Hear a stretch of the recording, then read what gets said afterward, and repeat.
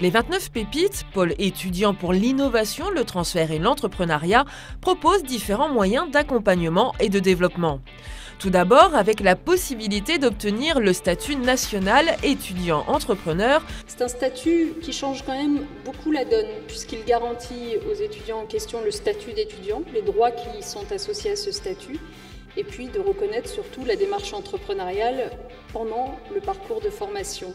Eh bien, au 6 décembre, nous savons que c'est déjà plus du double d'étudiants qui ont déposé un dossier de candidature pour en bénéficier. Moi, ce qui me frappe le plus dans le score de dimanche, c'est que finalement, les deux grands vainqueurs, ça a été le Front National et l'abstention. C'est-à-dire deux façons en réalité de ne pas voter, de ne pas choisir.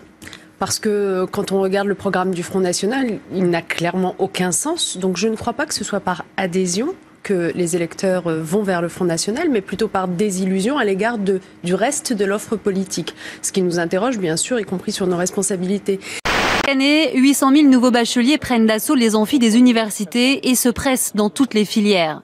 Certaines sont tellement demandées que beaucoup de jeunes se retrouvent sur le carreau. Alors pour remédier à ce casse-tête, le gouvernement annonce une réforme de la procédure d'admission post-bac. Comme d'habitude, les élèves de terminale devront formuler plusieurs vœux, mais ils devront aussi choisir au moins un cursus un peu moins bouché que les autres. Pour les aider, ils seront informés sur les filières moins connues. Autre nouveauté, les futurs étudiants ne choisiront plus une faculté, mais une matière. Il leur sera demandé de faire ce qu'on appelle des vœux groupés, c'est-à-dire par exemple pour quelqu'un qui veut faire une licence de droit à Lyon, eh bien plutôt que d'indiquer une seule université qui fait du droit, indiquer droit dans l'Académie de Lyon, et comme ça ce vœu-là, ce vœu numéro 1, couvrira toutes les facs de droit dans l'Académie de Lyon, donc un nombre de possibilités beaucoup plus important. Bien sûr, ça peut amener cet étudiant du coup à devoir se déplacer, à devoir être mobile, alors on l'aidera, y compris financièrement. Empêcher les prédateurs de nuire aux enfants, c'est notre objectif. Avec le renfort de ce texte de loi que nous vous présentons, nous devons construire ce que 22 circulaires n'avaient pas réussi à construire depuis 200 ans. Voilà notre ambition. Voilà le défi que nous devons collectivement relever. Je crois d'ailleurs que le partenariat étroit que nous avons engagé avec la garde des Sceaux pourra sans doute servir de modèle à d'autres administrations évidemment concernées par ces phénomènes.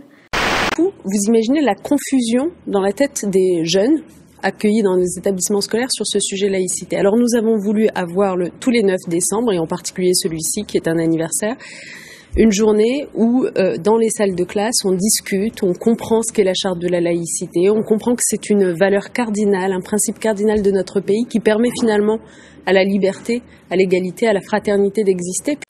L'exposition, c'est aussi un moyen de faire vivre cette idée au sein du collège. La France est une nation libre, une république, où nous pouvons tous être et vivre ensemble en harmonie et où ne persiste qu'une obligation.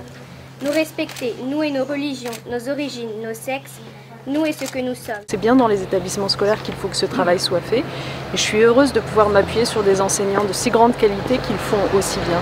Aujourd'hui, 9 décembre, mais tout au long de l'année aussi.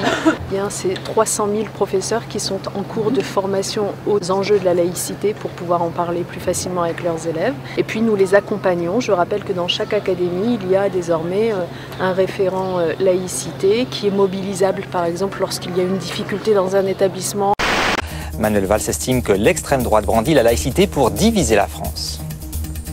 Je ne veux plus qu'elle soit abandonnée. Elle l'a trop été à des mains partisanes qui n'ont qu'un seul but, l'affaiblir, pour affaiblir la République.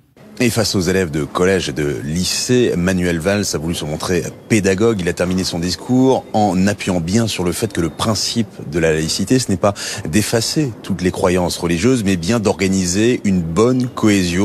Nous avons fait en sorte notamment à prendre dès la semaine des attentats une série de mesures avec des circulaires qui ont été envoyées aux principaux concernés pour faire en sorte qu'une attention particulière soit portée aux abords de l'établissement. Sont désormais évités tous les attroupements préjudiciables à la sécurité des élèves, y compris, on a veillé à ce qu'en lycée, par exemple, des zones spécifiques soient aménagées au sein des établissements, dans les espaces de plein air, pour éviter que les élèves sortent à l'extérieur.